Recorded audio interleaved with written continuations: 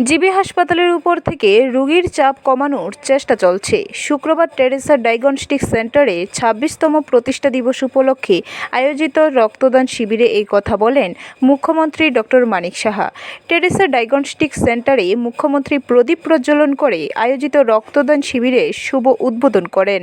মুখ্যমন্ত্রী বলেন, সরকারের মূল লক্ষ্য হল মেডিকেল হাব তৈরি করার।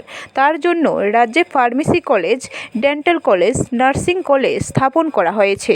পাশাপাশি ১৮০ কোটি টাকা ব্যয় করে সুপার স্পেশালিটি হাসপাতাল করা হচ্ছে এবং এই সুপার স্পেশালিটি চালু হলে রোগীদের বাইরে যাওয়ার প্রবণতা কমবে।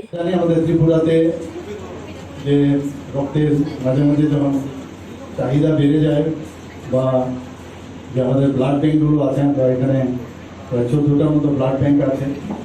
এর মধ্যে ১২টা আমাদের সরকারি পর্যায়ে আর 2টো বেসরকারি পর্যায়ে। আমাদের যে কম্পোনেন্ট সেপারেশনের যে সেন্টার, সেটাও 4টা হচ্ছে সরকারি পর্যায়ে, 2টো বেসরকারি পর্যায়ে, অর্থাৎ 6টা। অর্থাৎ একজন ব্যক্তি, আমরা সবসময় বলি, সাধারণভাবে বলা হয় যে 3 জন মনুষ্য ব্যক্তিকে বাঁচাতে পারে, 4 জনকেও বাঁচানো যায়। কারণ আমরা জানি যে আরবিসি, ডাব্লিউবিসি, প্লেটলেটস এবং প্লাজমা, এই যে সেপারেশনের মাধ্যমে আগে হোল ব্লাড আগে দেওয়া হতো, আমাদের এখানে সে সুবিধা ছিল না। বিশেষ করে বাচ্চাদের ক্ষেত্রে যখন হোল ব্লাড দেওয়া হতো, তো অনেক সময় তার জীবনের ঝুঁকি চলে আসতো। এখন যেখানে যা দরকার সেটা আমরা সেপারেট করে আমরা দিতে পারি। উপরওয়ালাও এমন জিনিস করেছে, ডিসেন্ট্রালাইজেশন অফ পাওয়ারও করেছে ব্লাডের মাধ্যমে।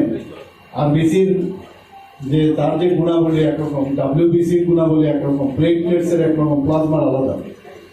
তো যখন যে জায়গার মধ্যে যেটা দরকার সেটা দেওয়া হয়। আমরা জানি যে যখন ক্যান্সারের পেশেন্টের বা বিভিন্ন সময়ে যখন anaemic patient, sickle cell anaemia হোক, বিভিন্ন সময়ে, বিশেষ করে অস্ত্রোপচারের সময়, দুর্ঘটনাজনিত সমস্যা। ব্যুরো রিপোর্ট, খবর ত্রিপুরা।